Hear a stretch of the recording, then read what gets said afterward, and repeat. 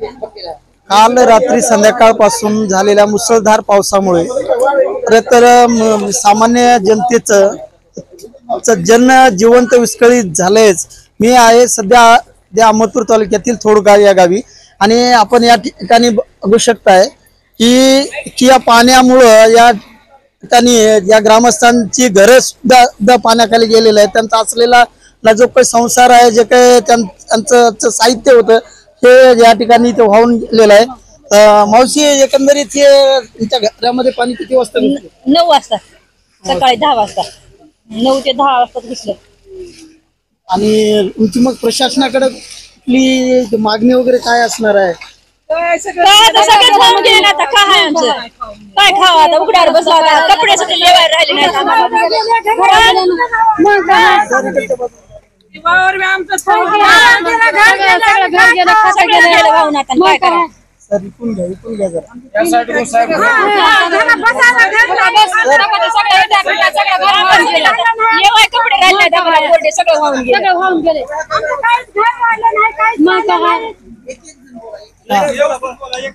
काही तर राहिलं नाही, काय घर राहिलं नाही, खाला नाही ना, प्याला नाही, काहीच राहिलं नाही, कपडे लते काहीच राहिलं नाही।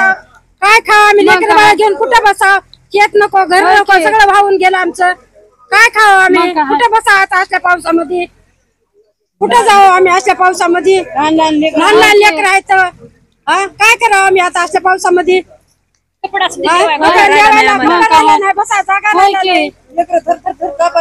एवढाले लेकर आहेत, बारके बारके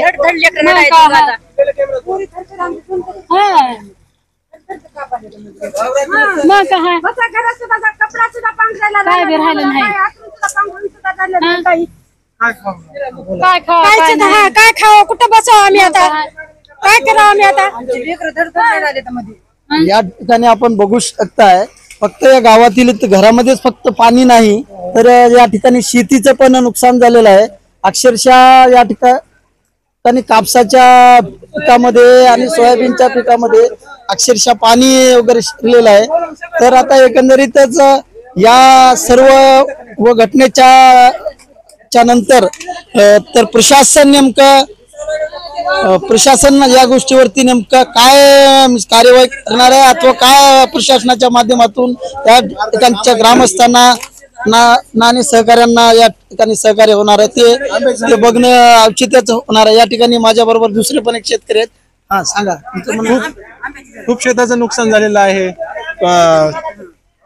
घरात पाणी आलेलं आहे, आंबे अर्धा एकर आमराई वाहून गेलेली आहे सर।